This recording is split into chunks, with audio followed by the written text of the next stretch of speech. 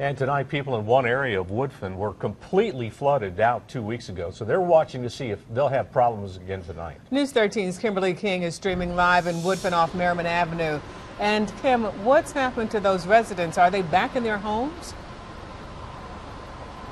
No, these were people in their 70s and 80s on fixed incomes. Many of them lost cars and all of their possessions. This is just one example of one of the houses that was completely destroyed because of the floodwaters that came up several feet right to this windowsill. You can see here dirt on the ground that's now dried out. But now the question is, if it floods again, who will address these problems?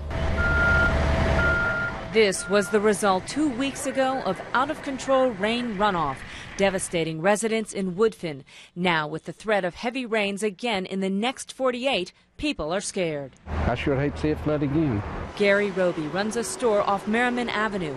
His cases and the items inside still show mud left from floodwater. In back, he shows us how high water was. It was up to right here. I was standing up here when they took me out in the raft. I just feel fortunate that God didn't take away my apartment. I still got it. It's hard. I lived here 5 years. 65-year-old Lawrence Waldrop lost everything in the home he rented.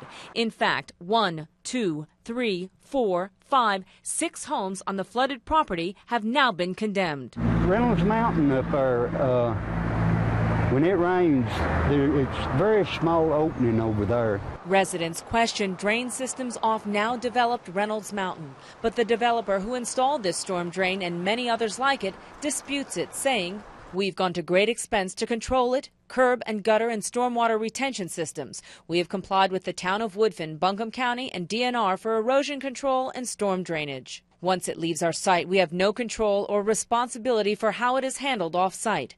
During the last storms, experts said drain openings on this stormwater creek got clogged up.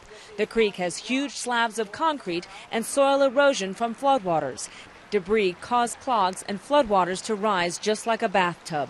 The question is now, will it happen again? And if so, what will be done?